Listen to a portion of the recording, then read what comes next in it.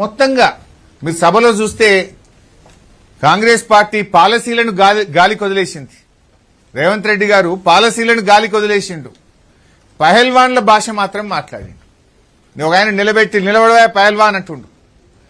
అసెంబ్లీలో పాలసీలు ఉంటాయి కానీ పహల్వాన్లు కుస్తీ యుద్ధాలు కుస్తీ పోటీలు ఉండయి కదా. కానీ రేవంత్ రెడ్డి ఇదేదో కుస్తీల పోటీగా మార్చే ప్రయత్నం చేసిండు.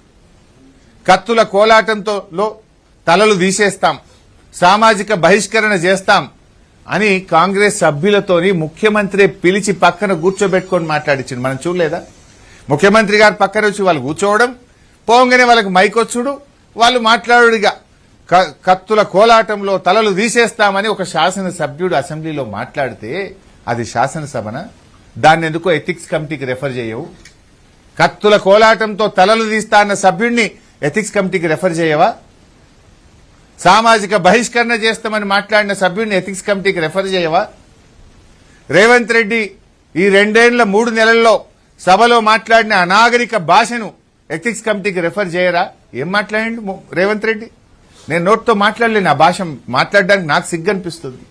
శాసనసభలో ఆయన మాట్లాడినటువంటి భాషను ఇవాళ ఎథిక్స్ కమిటీకి పంపాలి కదా. అధికారం ఉందనో మందబలం ఉందనో నోరుంది కదా అని ఇష్టం వచ్చినట్టు మాట్లాడితే ఇది శాసనసభ, రాష్ట్ర ప్రజలు గమనిస్తున్నారు. ఈ ప్రభుత్వ తీరును, ఈ ముఖ్యమంత్రి భాషను రాష్ట్ర ప్రజలు గమనిస్తున్నారు. మా గొంతు మందబలం ఉందని నువ్వు అసెంబ్లీలో నొక్కుతావేమో, కానీ మేము యాజ్ పాసిబుల్ దొరికిన ప్రతి చిన్న అవకాశాన్ని ఉపయోగించుకొని ఒక్క సెకండ్ కూడా వృధా చేయకుండా ప్రజా సమస్యల ప్రస్తావనకు మేము ప్రాధాన్యత ఇచ్చాము.